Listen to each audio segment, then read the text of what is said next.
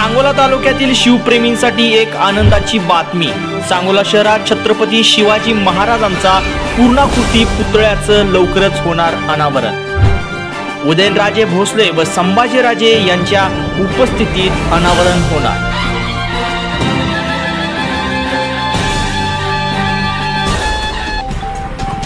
सर्व शिवप्रेमींचं जे स्वप्न होतं सांगोला शहरामध्ये 1990 साली स्थापन झालेला अर्धपुतळा पूर्णाकृती कधी होईल त्याची वाट बघणारे सर्व शिवप्रेमींना आनंदाची बातमी आहे। येत्या 27 तारखेला हे जे आपण शिवतीर्थ या ठिकाणी उभा केलं त्या शिवतीर्थावर छत्रपती शिवाजी महाराज विराजमान होणार आहेत आणि या आनंद सोहळ्यामध्ये आपण कोल्हापूर ते सांगोला अशी भव्य अशी मिरवणूक सर्व शासकीय परवानग्या पूर्ण करून आज या ठिकाणी लोकवर्गणीतून आणि नगरपालिकेच्या सहकार्यातून ज्येष्ठांच्या मार्गदर्शनाखाली छत्रपती शिवाजी महाराज चौक या ठिकाणी हे शिवतीर्थ उभा केलं आहे।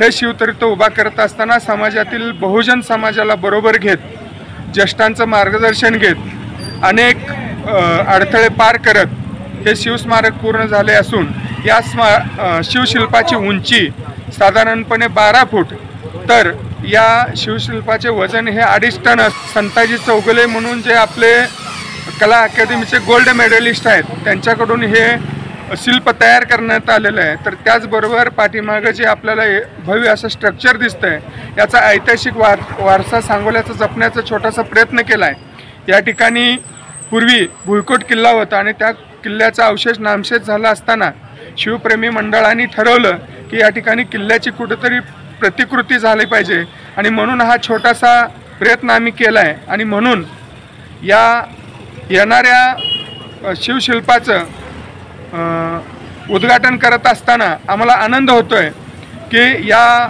स्मारकाचे आर्किटेक्चर संकेत शास्त्री यांनी अतिशय देखणं आर्किटेक्ट डिझाईन या ठिकाणी करून दिलं आणि सर्व शिवप्रेमी आणि सर्व शिवभक्त देणगीदारांच्या सहकार्यातून या ठिकाणी भव्य असं शिवस्मारक या ठिकाणी उभा राहते आणि हे शिवस्मारकाचं येत्या 27 तारखेला शिवशिल्प या ठिकाणी विराजमान होते आणि त्यानंतर 3 ते 4 दिवसानंतर किंवा 7 ते 8 दिवसानंतर या स्मारकाचं लोकार्पण आपण भव्य दिव्य असं छत्रपतींचे वंशज उदयन महाराज आणि छत्रपतींचे दुसरे वंशज छत्रपती संभाजी महाराज यांच्या शुभ हस्ते सर्वसामान्य सांगोल्यातील जनता आणि स्थानिक लोकप्रतिनिधींच्या शुभ हस्ते या ठिकाणी या शिल्पाचं अनावरण करतात।